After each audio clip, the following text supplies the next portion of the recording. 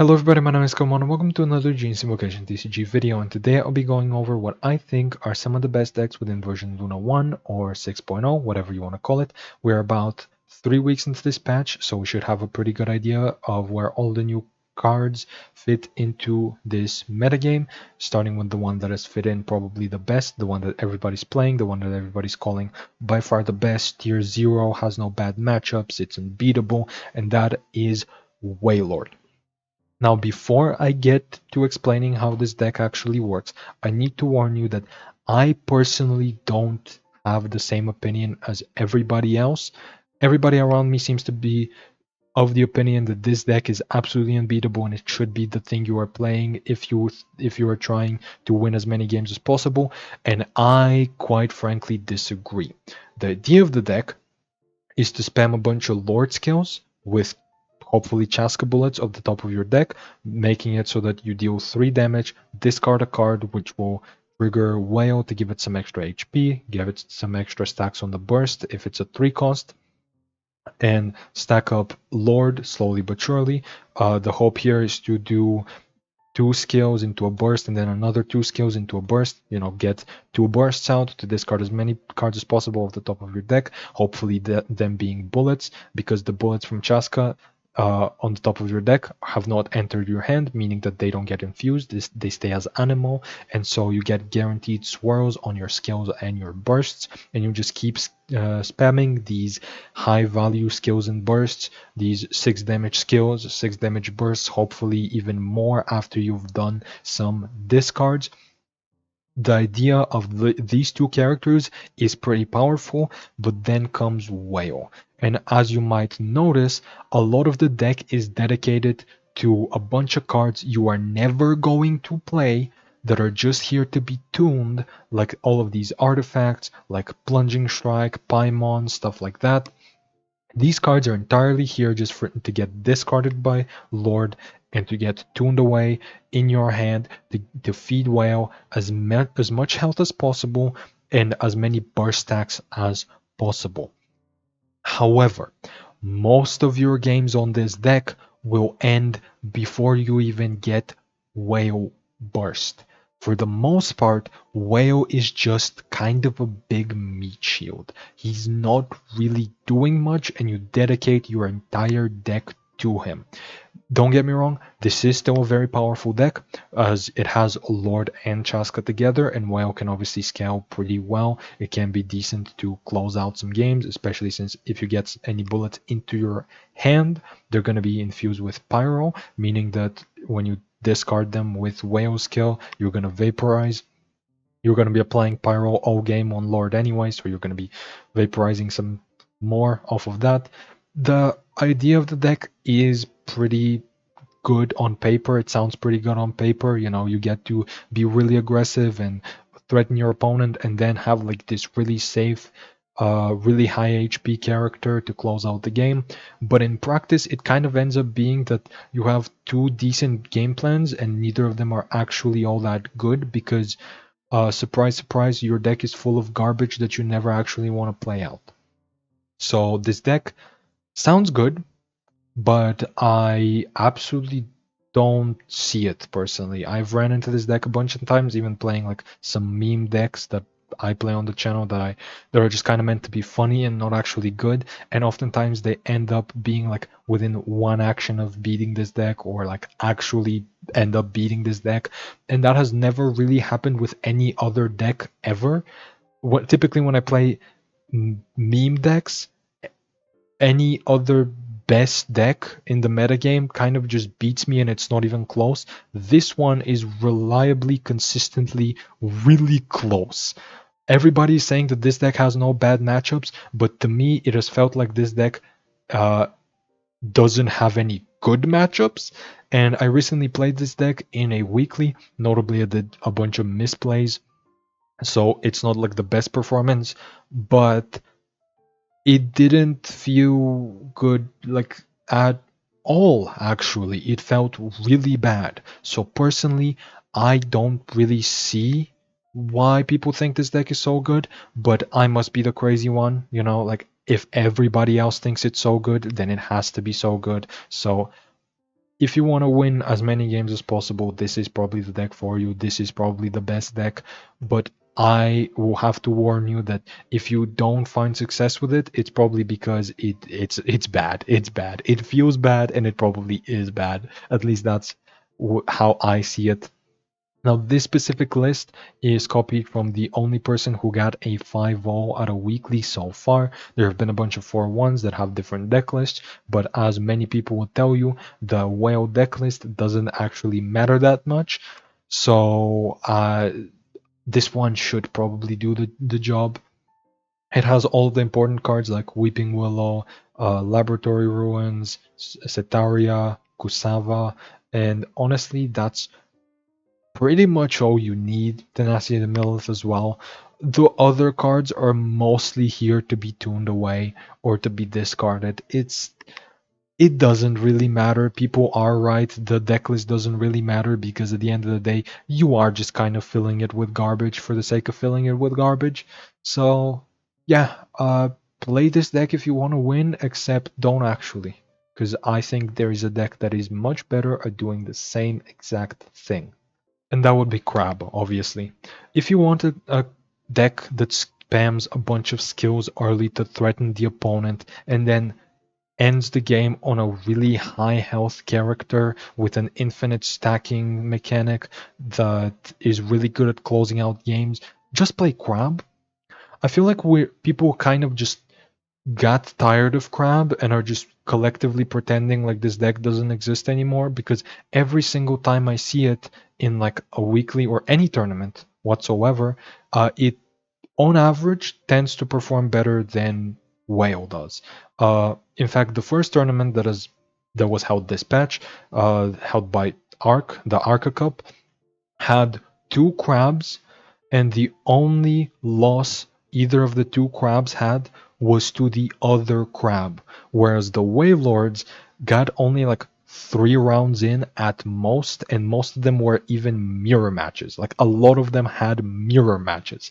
So it really, the first tournament we had, Waylord didn't perform all that well. Crab won it all. The first weekly, there was a bunch of Waylords and a bunch of them had 4-1s, but there was like 3 or 4 crabs. 2 of them got 4-1s. Crab consistently performs a lot better, and it is the same exact idea, except it actually works. Your deck is not filled with garbage in order to achieve your game plan. Candice is a really powerful character that you can spam skills on. Same with Citlali. You can't spam her skill, but her skill is still very useful and you're going to be using it a lot. Even Crab's skill is pretty decent. A lot of these have similar value to Lord early on, as Lord has like 3 damage skills that give you like pretty much 1 HP to Whale, whereas Candace has a 3 damage skill that give you 2 shields to Crab. Obviously, Lord can do like 6 damage off of a single skill, but Candice can reduce your costs off of something like Fruits of Training. It's very comparable. It has different strengths and weaknesses, but in my opinion, this is the one that is a lot more consistent, a lot more safe, a lot easier to play. I would also say it has a lot more options because it has the option to freeze.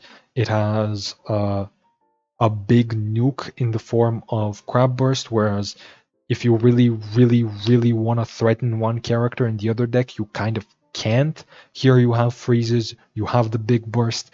In the other deck, you kind of just hope to outvalue your opponent, except you're probably going to have less value than them because you just spent most of your early rounds spamming skills instead of ramping like at all, pretty much a lot of the time.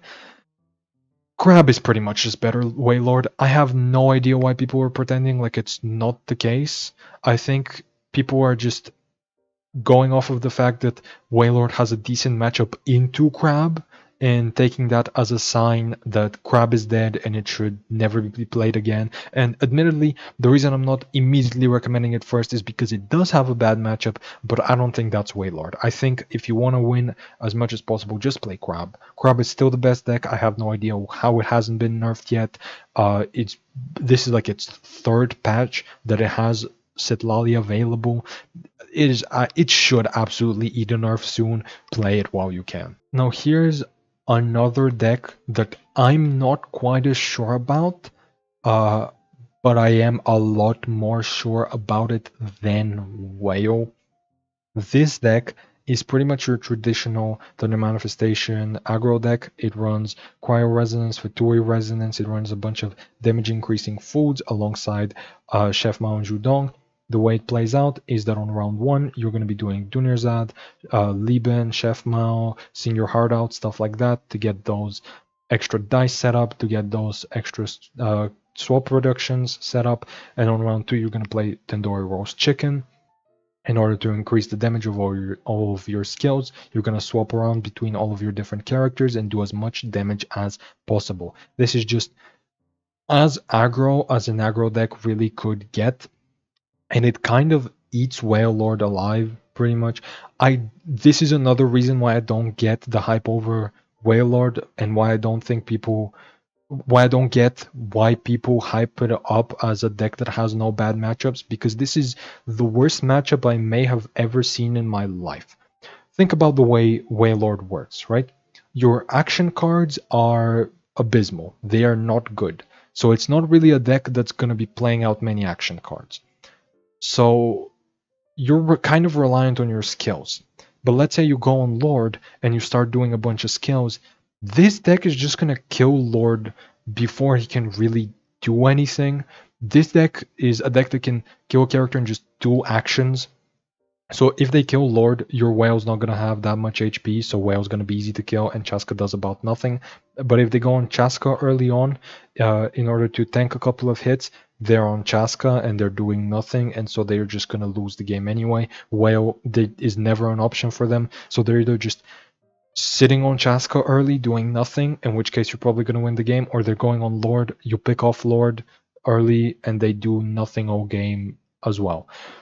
This deck just kind of eats Waylord and a bunch of other decks like that alive. This deck already ate up Whale last patch before it was this reliant on skills, and now that it is this reliant on skills, it is absolutely an unplayable matchup for Whale, and I absolutely do not get why people hype up that deck. Once again, this is a deck that I would recommend 10 times more, and it's still not a deck I am that confident in. Because once again, Crab beats this. Just play Crab. But if you're looking for an aggro deck, this is probably the one. It's very powerful, it can output a lot of damage. It also has a Bond of Life, so it has a decent matchup into slower healing-based decks. Like if you ever run into stall, this is probably like the one aggro deck that does fine into stall, as it can one-shot a character and then can deny some healing. It's a pretty solid deck. People have done really well with it. Honestly, on average, I'm pretty sure this deck has done even better than Waylord, but still. Point is, this is a good deck. Go play it. Now here we get to the part of a bunch of decks that I am confident in, but nobody else seems to be. Starting with Fell Dragon OTK. I genuinely believe that this might be the one reason Crab may not be the default best deck, because this just kind of eats Crab alive with Fell Dragon dealing 6 piercing damage, so Crab can never really survive that. Even if it gets extra max HP, it needs to get 2 max HP, which is pretty much never going to happen. So you're just going to one-shot Crab if it ever comes down to it, which with this deck, it's probably going to come down to it because it has so much draw. This deck is so unbelievably consistent that it pretty reliably can get to a round 3 OTK. It's oftentimes gonna one-shot Candace or two-shot Candace, gonna two-shot Setlali, and your opponent is just left with a Crab on its own that, unless it wipes off your entire team, which it's probably not going to do, is just gonna die to the summon at the end phase. You have 4 ways to retrigger Fell Dragon with Surfing Buddy and the bikes you're gonna get from a Weaker Talent. So you're gonna deal a total of 24 damage from hand, and then you're still probably gonna have 1 usage left over to finish off the Crab. Or if they ever actually go on Crab, you're just gonna one-shot them straight away. This deck outputs an unbelievable amount of damage in one action. Like, it doesn't even pass back the action to you while it kills two of your characters, and it does it really, really reliably. Like it does it really consistently. With cards like Lieben, Lumenstone, and Sing Your Heart Out and Countdown being an incredible amount of draw, while some of these also providing you dice on top of cards like Scions in the Canopy, Sunyata Flower, Woven, and especially Blessing from M, allowing you to get a bunch of extra dice during your combo round while also having really cheap ways to re-trigger the summon. If you have Gamblers equipped, you can pretty much end your combo with more dice than you started it. You are gonna summon the Fell Dragon out for 2 dice, and then you're gonna end the combo with like 6 extra dice. It is absolutely ridiculous what this deck can output. Now here's the thing. It's a combo deck. So if your opponent is playing an aggro deck like the previous one I just mentioned, they can probably kill you before you get to this point. If they kill your summon characters, you might not be able to stack up your Fell Dragon quite as much. If they kill your Mawika, that's a bunch of re-triggers gone. And even if they don't do that, you still need to kill all of their characters, because an aggro deck doesn't really care about 2 of their characters dying so long as 2 of your characters also die. The last one, a lot of the time, can probably finish you off. So you need to make sure you are in a position where you can absolutely close out the game as quickly as possible against those aggro decks. You need to be as safe as possible, and Amber somewhat allows that, giving you 2 damage reduction. Kachina can give you some crystallizes. The Arcane can give you 4 health. It's not like the greatest amount of survivability, but a lot of the time it can be enough to survive some aggro decks. Obviously, another thing you kind of just die to is Waylord if it discards important stuff off of your deck. If it discards both of your Fell Dragons, you're probably just conceding on the spot. If it discards your Gamblers, it's a lot more difficult. There's a lot of cards that are really important in this deck, and this is a deck that notably gets to see all of its cards by the end of the game, so the discard from Fell Dragon actually matters. Or, excuse me, not from Fell Dragon, from the Lord. But at the end of the day, you should be able to do fine, even though this is very gimmicky and it is just gonna fail a lot of the time, either due to your opponent being aggressive or to them playing Mausoleum or playing Lord, or there's many ways to stop you. But whenever the combo goes off, which is pretty reliably, like a lot of the time, you're gonna just kind of kill your opponent. Like I don't think there's much more to this deck. It's just a combo deck that is pretty reliable, and your opponent needs to go out of their way to stop your thing. And if they don't, they just die. Now here's another deck that I'm very high on that a lot of people seem to underestimate, and that is surprisingly Albedo. If you have watched this channel before, you might know that I'm a big fan of Albedo's talent. As this is literally the first deck that I uploaded to this channel. This is the first video that I ever did. For those of you who don't know how Albedo's talent works, whenever you do a plunging attack, so your first normal attack after swapping into a character is going to cost 1 less and deal 1 more damage so long as his skill is out, which his skill has a 3-round duration, so it's pretty much always going to be out. And so this makes it so that after you swap, your normal attack pays back the cost of the swap and gives you 1 extra damage. So it's you're just paying 3 dice to deal 3 damage when you swap into a character each time, which is just the vanilla skill. Obviously, like a lot of characters have just a plain 3 damage, deal 3 damage skill. So turning your normal attacks into that is just a pretty good safety net.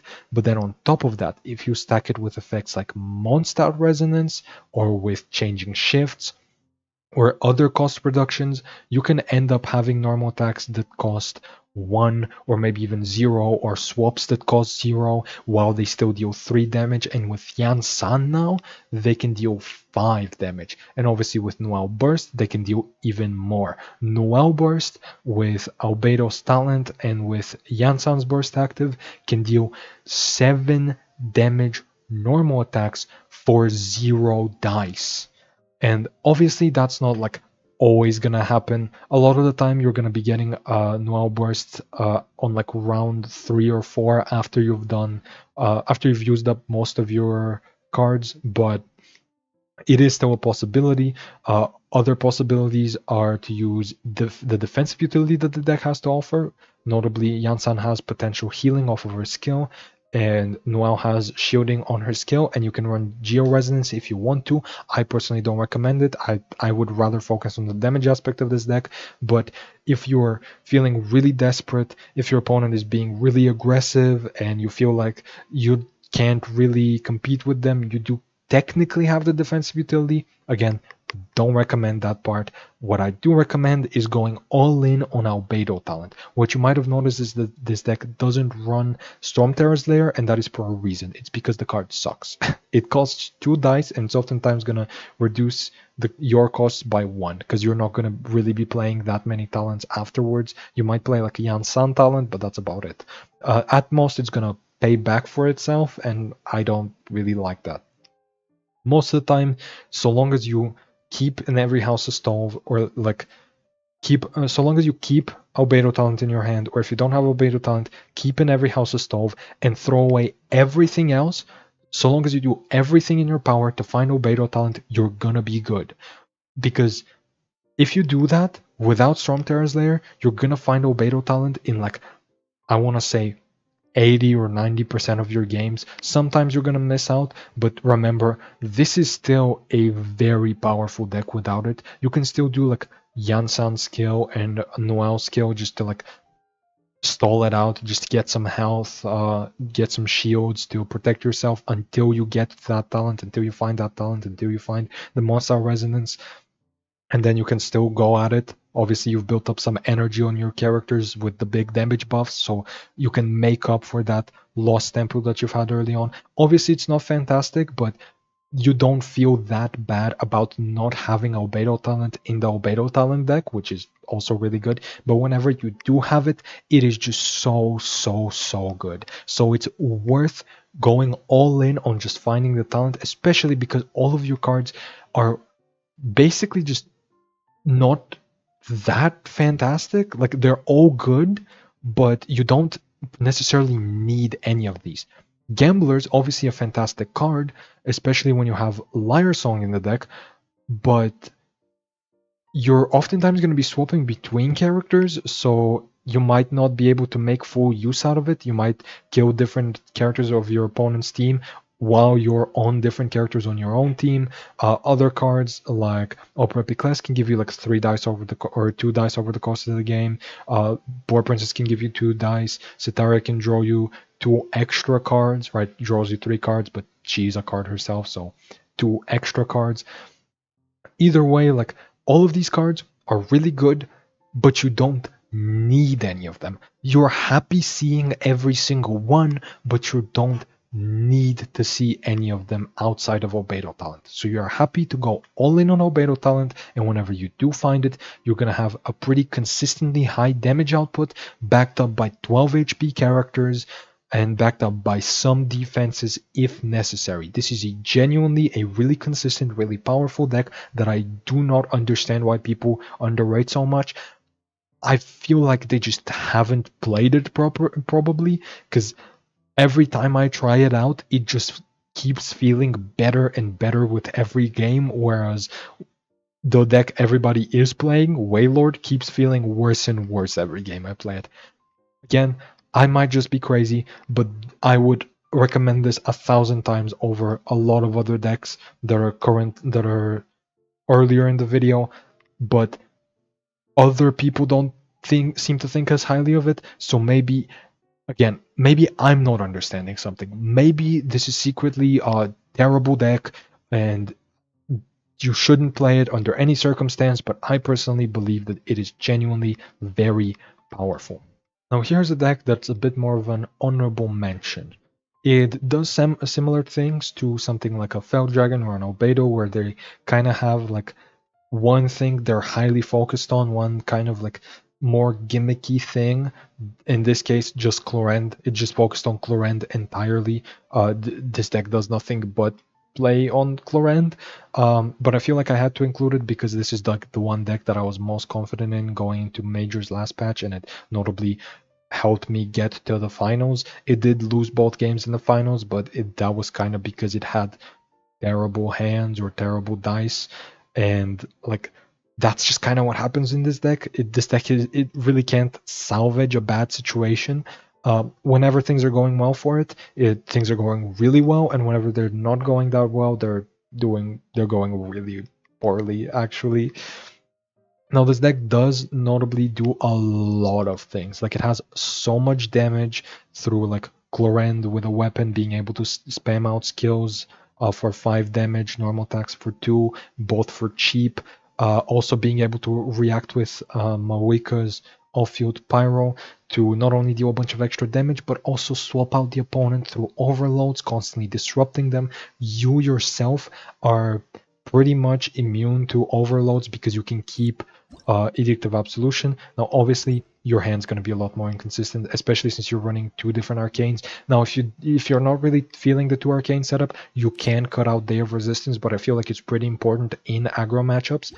If you feel like it, you can cut it out, make your deck a little bit more consistent, since this can also give you 2 health, but like, I'm personally not feeling it. I personally would rather run both of them. Outside of that, the deck really just wants to equip Clorinde with a weapon, first and foremost, with a weapon or with an artifact, second, and then give her some food. And then you just go on Clorinde, you skill, you do a bunch of normal attacks, you skill again, you do normal attacks, you skill again. You just keep going like that. You keep applying Pyro like 3 times, 2 because of Moika's passive, and 1 because of the bike she gives you that can be discarded off of Bone Cruncher's energy block, off of the Serpent. So you basically get an extra dice, an extra pyro application that's going to swap out the opponent, it's going to disrupt them while you're dealing a bunch of damage, and while you also have a lot of survivability because Clorinde just keeps healing herself and she keeps generating shields at round start. This deck, when it works, is genuinely incredibly powerful, and if you know what you're doing on this deck, I feel like it's pretty much unstoppable. Well, not unstoppable. It's not like what people think Waylord is, but like it's a really good deck. I am personally a big fan of this deck. This is my comfort deck all the way. I am never not going to be very high on this deck. I feel like this deck is pretty much always relevant in one shape or another. Previously was with Aramite Scorching Loremaster, now it's with Mawika. Either way, this deck has so many different shapes it can take, and it's always going to be in the metagame. It's always going to have at least some decent matchups. It's always going to have the potential to absolutely pop off and do some pretty crazy stuff.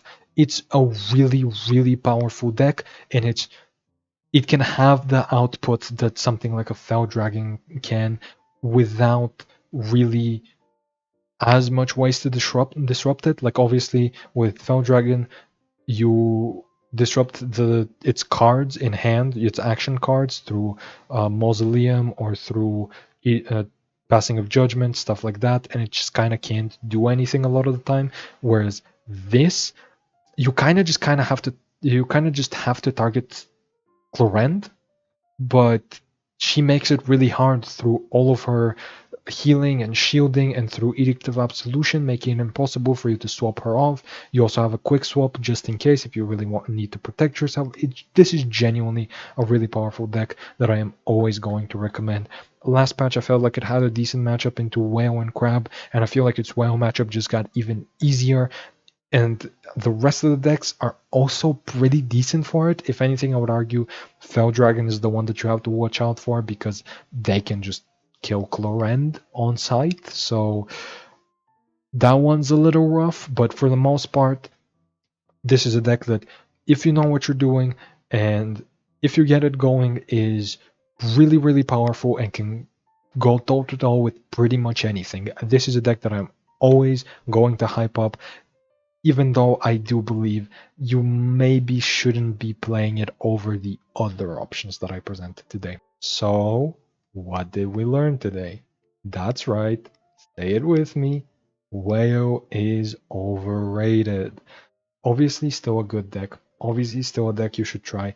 Maybe I'm just the crazy one. As much as I've been hating on it throughout this entire video, I still put it in here because it is important to acknowledge it, and it is important to like acknowledge that this is still a decent deck. This is still a viable option, and you can still very much play it and find a lot of success. But just don't give in to the propaganda. Don't hype it as much as people have been, unless you want it nerfed. Actually, in which case, no, keep going, keep hyping it up more. I heard some rumors that this deck is gonna get nerfed next patch, which I find hilarious. I swear, if they nerf this and not crab, I'm gonna, I don't know anymore. I just don't know. But anyway, that's enough for today. That's enough for the decks. If you enjoyed this video, if you learned anything, if you like any of the decks, if you tried any of them, if you did any of that, like, comment, subscribe. It helps out the channel, and I'll see you next time.